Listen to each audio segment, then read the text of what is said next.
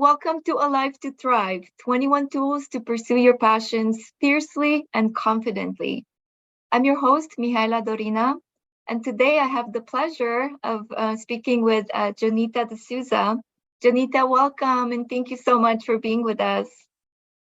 Thank you, Mihaela, for this space, for creating this conversation. I'm excited to share and also inspire in the ways that could be possible for you, for me, and every single woman tuning in. Yeah, I'm really excited to explore all things femininity with you today. But before we do that, let me tell you about Jonita, for those of you who don't know her already. Born in India, settled in England, Jonita D'souza is a self-leadership mentor for women, a feminine lifestylist and creatress of Feminine Empress Codes, assisting modern-day busy women who struggle with burnout, body love, and authentic expression to reconnect with their feminine and sensual energy using the ancient feminine Taoist Tantric somatic arts so they can create a lifestyle that is fulfilling, nurturing, and pleasurable.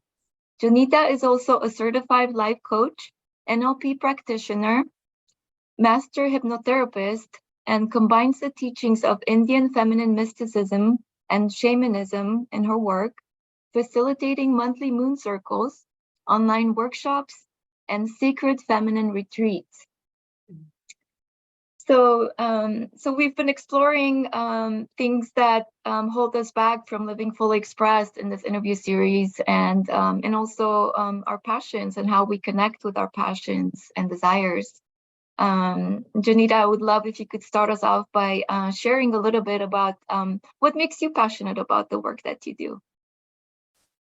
What makes me passionate about the work that I do is my life itself, I would say, because everything that flows into my work is coming through the experiences of my life. So I feel that the things that I experience, the things that I understand and realize and process, then becomes like beautiful contents to then share with the women around. And when I share that, I feel so many resonance and so many women resonate, and it's kind of like in essence marketing that happens, so I don't have to push so hard for people to understand what I'm trying to do in my work or what I'm trying to sell. So I feel that the passion for my work comes from passion to my own personal journey, to my own personal life, and all that is present on a day-to-day basis, and it looks all different at all times.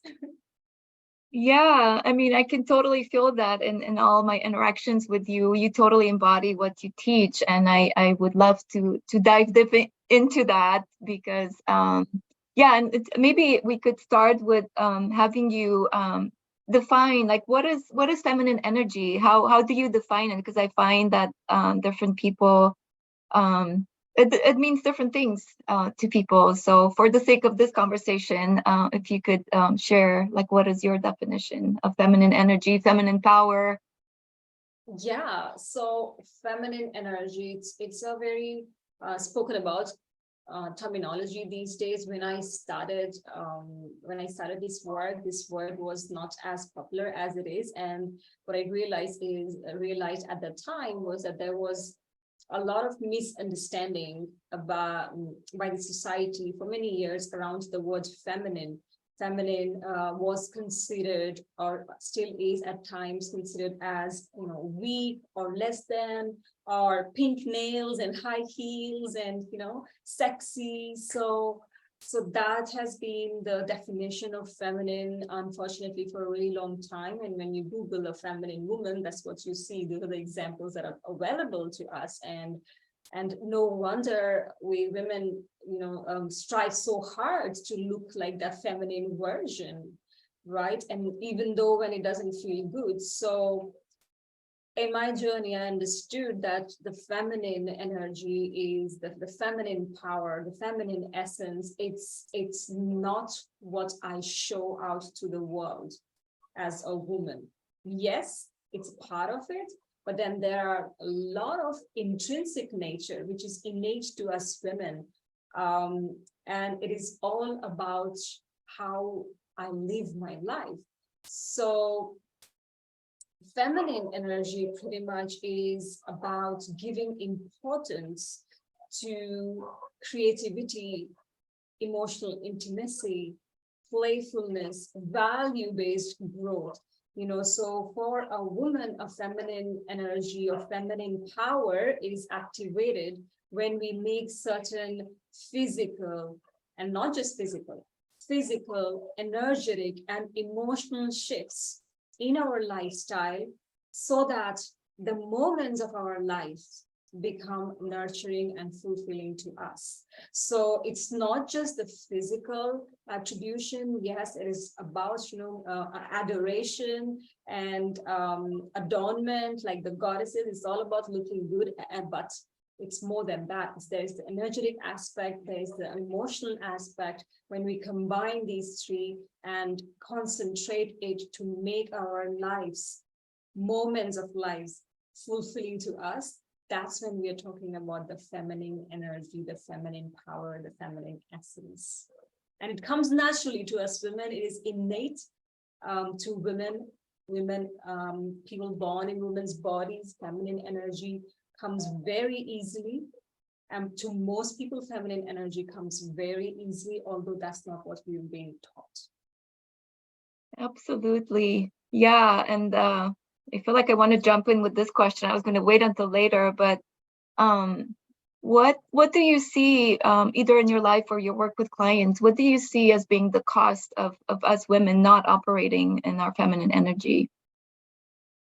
The cost is huge. I mean, if we really look around, I like to mention the fact that, we women, and again, we are modern day women, you and me and any single one tuning in and listening to this conversation, we can consider ourselves as modern day women. And with that comes a lot of privilege, the ability to just sit at our comfort of wherever we are and tune into conversations like this. We are privileged.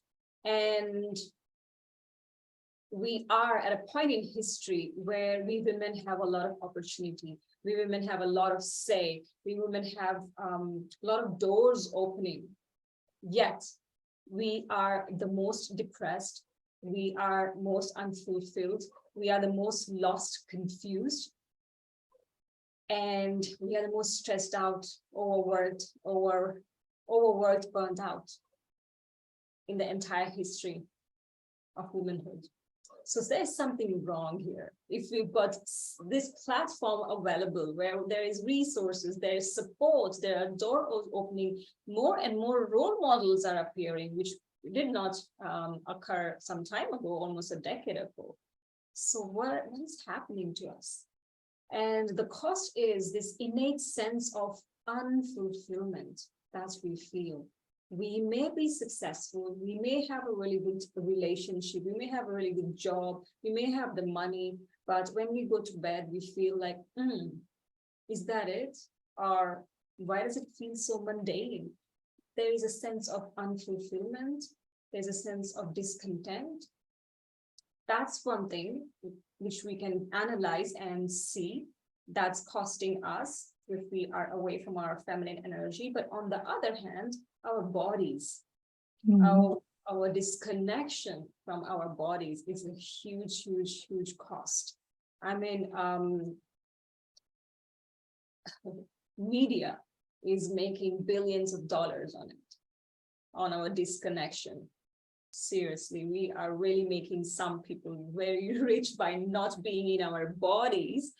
And a lot of physical symptoms like menstrual cramp, diseases, and I would like to say dis-ease, the dis-ease around our pelvic area are related to the disconnection to the feminine. So there are cysts, fibroids, hysterectomy, and so many other hormonal problems that women are facing is due to the disconnection.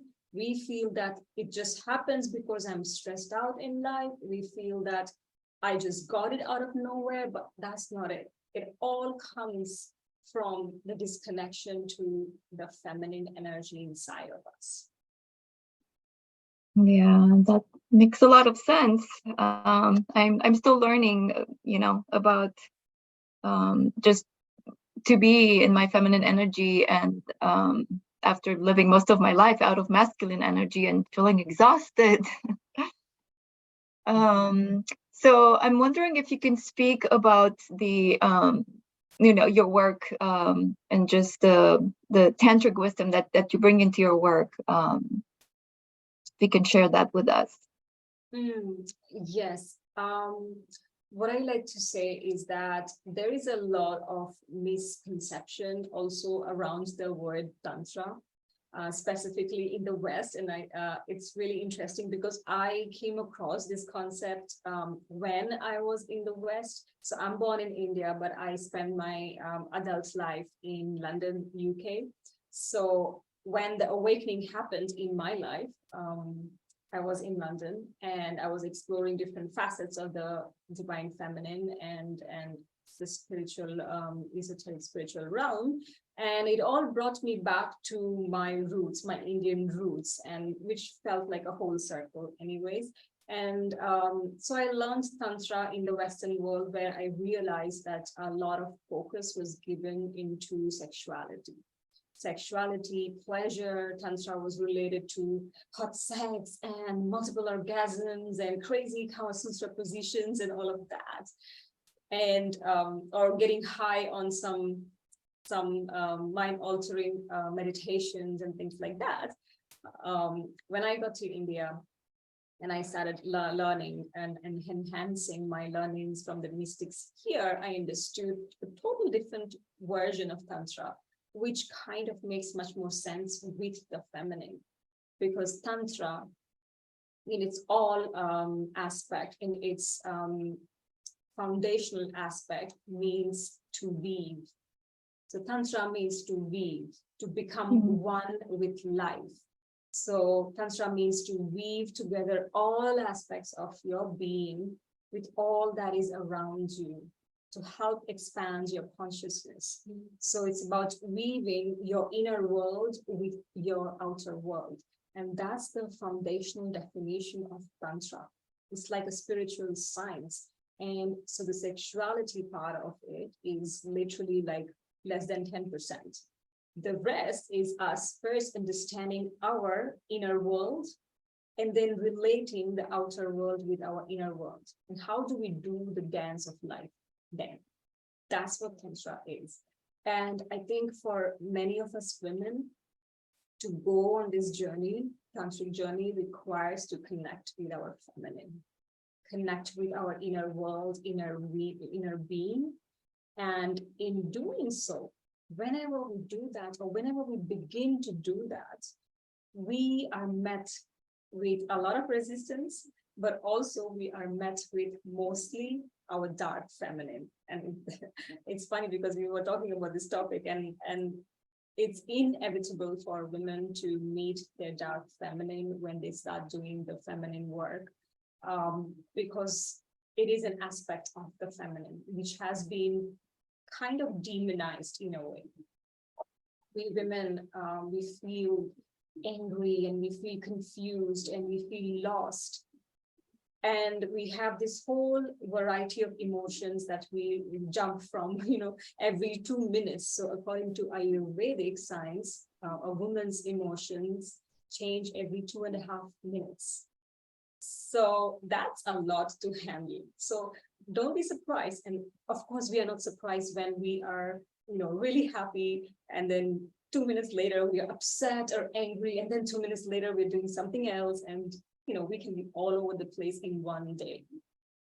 And when I used to think that I was crazy, I used to think I was crazy. Why do I feel so many emotions at once? And what's going on? So I understood that I was judging a lot of parts of myself, those specific emotions that were trying to teach me a lot of things about myself. And that's the gift of the dark feminine. It's very different from shadow feminine.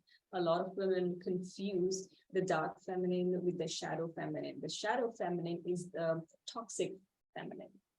It's the feminine that is, unhealthy, immature feminine, manipulative feminine. And we know this manipulative version because we've all done that. Certainly me, and I know many. We can emotionally manipulate people around us to be loved, to be seen, to be accepted. Yeah, we mean well, but then we are really good in showing our shadow feminine. But the dark feminine is pretty much the aspect of our feminine psyche that wants to be seen because it holds power. So the dark is not bad. Dark is just the hidden, suppressed version of our feminine psyche. Yeah. No, I was going to say, I imagine it's also scary for us, and we probably do suppress it because it's like, oh, what do I do with all this stuff, right? When it shows up. Yeah, we are not taught as women growing up, we are not taught how to show our dark emotions, especially our anger, especially our rage, our dissatisfaction. We think all of these emotions are for someone else, or it will affect someone else in different ways. So right from the beginning of my life, I remember I was told that be a nice girl, don't be angry, listen to elders, follow and obey, and that's it. And every time I used to feel angry or rage or sadness, I would lock myself in the bathroom and I would cry, because that was the only way I knew to express these emotions, because I thought these were not good. I'm a nice girl, right? So many of us. Right. And they're also very powerful. And yeah, like nobody taught me what to do when I'm angry. So over time, you keep getting that feedback that, oh, this is not okay. So no wonder we suppress it. Yeah, and there's a lot of judgment, like, oh, she must be PMSing, oh, she's crazy, she's a hot mess. And not just that, we judge ourselves. We feel guilty to show anger. And the reason is, what I feel is that somehow we think that our anger, our sadness, our whatever dark emotion is for us to show it to someone.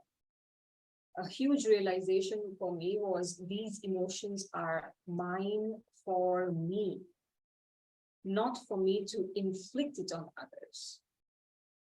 And when I learned that, and when I learned how to process and play with that and sit with those emotions and even create a drama out of those emotions just for me, I had realizations, I had breakthroughs. And through that, I was no longer afraid to be like a walking time bomb, ready to explode.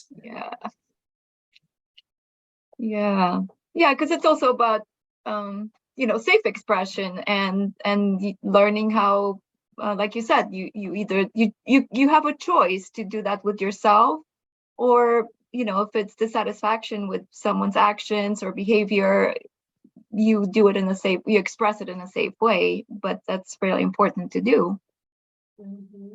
Yeah, and it's really interesting that when I started doing the dark feminine work, there was a lot of resistance I could feel from the women, because they were hesitant to meet that aspect of themselves. Firstly, we didn't know how to express that. Secondly, we were scared of that part of ourselves. And if you look at archetypal energy or mythical stories, the dark goddesses, like Kali and Lilith and Medusa and Mary Magdalene, even, these were referred to as the dark goddesses because they would show you the mirror to places where you have not accepted yourself, the places where you are not in your own power. So like the feminine, if you see the yin yang, feminine is the dark. We are not like white light. And I really couldn't understand when I started the feminine journey that where was this anger and rage coming from? I thought when I was working on myself, I should be all love and nice and positive and doing affirmations and feeling good. But instead, I was feeling so angry. I was feeling lost. I was feeling confused.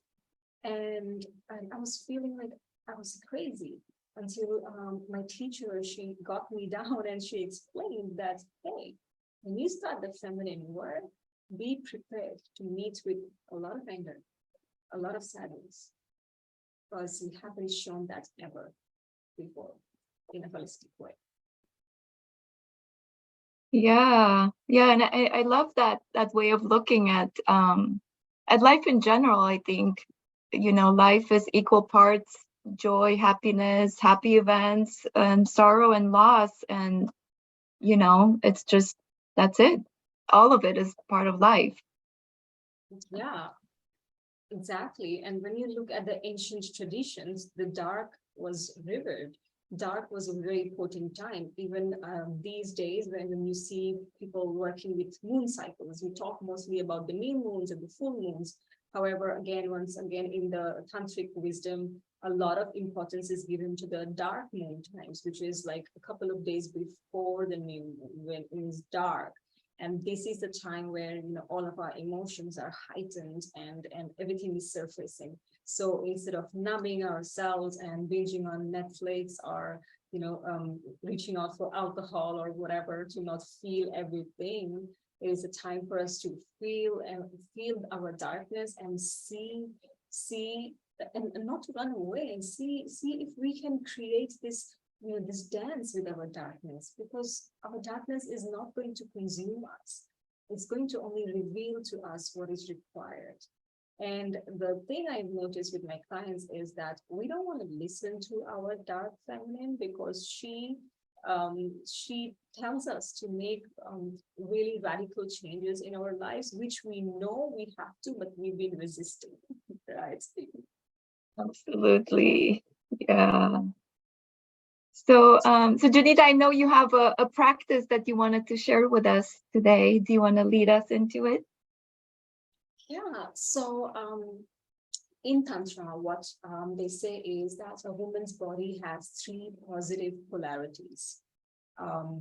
So the first polarity is the sacral chakra, which is our womb space. And then is the heart chakra, which is our the center of our love, compassion, forgiveness. And the third positive center is our third eye chakra. So these 3 are the positive polarities in a woman's body. In a man's body, it's the opposite. The positive polarity is the root chakra, which is why most men do not have a lot of issues with their security and stability. They are quite confident in general about those things. The next positive polarity for a man is their solar plexus, and then throat. So this plus and minus kind of weaves when the sacred union happens. So for a woman to start working with the tantric principles, what becomes important is to energize these 3 positive centers in our bodies. So starting with our womb, the heart, and the third eye. And there are plenty of practices around it. The one that I want to share today is a simple breathwork practice, just to acknowledge these 3 centers, just to get present with these 3 centers through our breath, through our hand movements. I'll show in a minute. And that's it. The more attention we give, we can do this as a gratitude practice, or we can just do this to receive wisdom. Okay, I'm going to move slightly so I should be able to demonstrate. Let me know if you can hear my voice. I'm going to be standing. Can you hear me? Yeah. Okay. So what we're going to do is we're going to do a circle breathing. We're going to start from our heart and then go into our womb and then go into a third eye and then close the loop back to the heart. So heart. We have a special guest appearance. This is Luna. She wants to do the meditation as well. Join us. So we're going to start the loop from our heart, womb, third eye, and then heart, you're going to close it there. So you're going to do a circular breathing. So for this, let's use our hands. So for now, we'll just do a small gratitude practice with these three centers. We can take our hands and start rubbing it. Let's rub these hands for a good 10 seconds so that we charge our hands, activate some tingling, some vibration. And stop. Take your palms away and feel into some sensations that you've created in your hands, and then bring it to your heart. And simply holding your heart.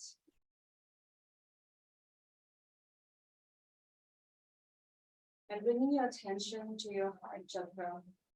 In Sanskrit, heart chakra is called anahata, which means something that can never be destroyed, never be broken, never be beaten.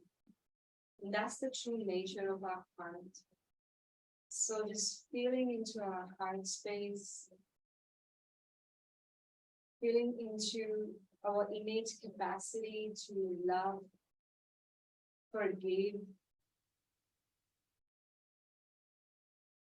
And see if you can bring a gentle smile to your face, noticing your heartbeat.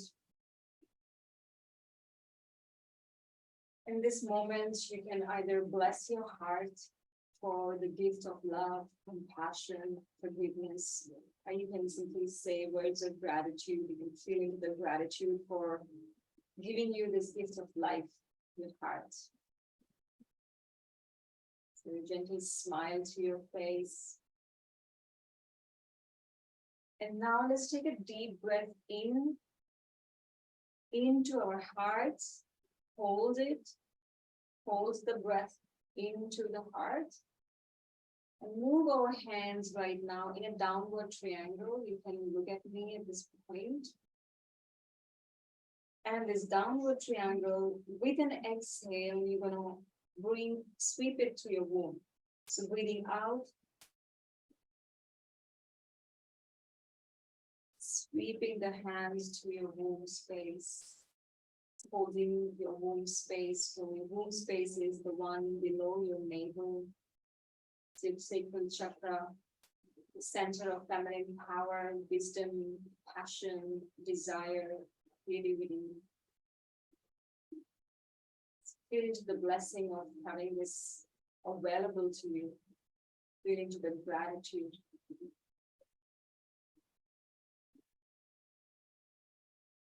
Gentle smile. And now we're going to take another deep breath in. And you can look at me. What I'm doing now is another deep breath in. I'm going to scoop my hand and bring it to my third eye.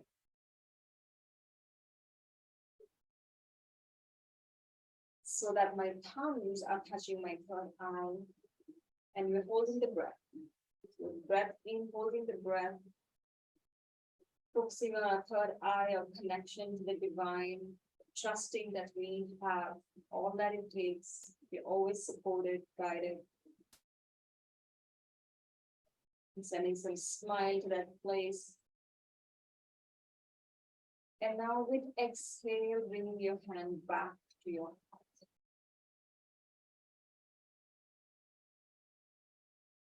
And you can bring it back to your heart. So that's one loop. So let's do it one more time. Holding our heart, feeling to your heart center, offering some love, gratitude, blessing. Maybe your heart wants to say something to you. Bringing a smile to your heart. Let's take a deep breath into the heart. Now moving our hands downward triangle, exhaling to the womb. Holding our womb space. Offering our gratitude and blessing. Notice if there is any message for you. Any words popping up. Sending a smile to your feminine power center. And now inhaling one more time, inhaling, swooping the hands to the third eye, thumbs on the third eye.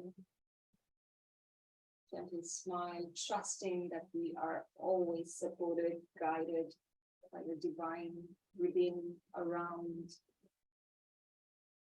And exhale back to the heart.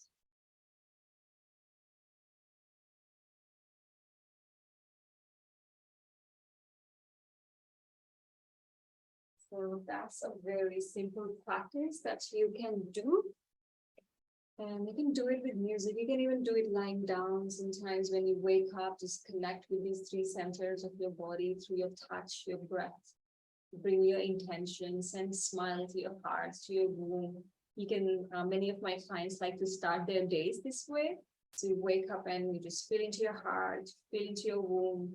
And then when you go to the third eye, just ask for support, trust, guidance for the day, and come back to the heart. That's a very simple practice you can do. Yeah, thank you for sharing that. That really is simple and I think easy to remember and to incorporate in your daily practice. Yeah, I felt myself having a smile even before you said, smile. It just felt good. Yeah. We just don't recognize that we are walking superpowers. Yeah. So I'm so sad that we're at the end of our time together. But before we say goodbye, Jonita, you have a gift for our audience. Would you like to tell everyone what that is? Yeah, so for those of you who would like to go into this tantric path, one of the gifts that I'm sharing today is called Return to Your Sacred Portal, which is a 7 days of free series of connecting with your sacred portal, which is your yoni. And I'm going to teach 7 practices, which are like 5 minutes each, will give you a variety of transmissions on how to connect with this beautiful rise part of your body. Oh, that's beautiful and so generous. And thank you for everything that you shared with us and weaving us into the tantric principles and wisdom. And thank you for the work that you do in the world. It's so beautiful and so needed, so important. It's my Thank pleasure. you. Such Thank a beautiful you. space that you're holding. Thank you for doing this. Thank you. Bye, everyone. See you in the next interview.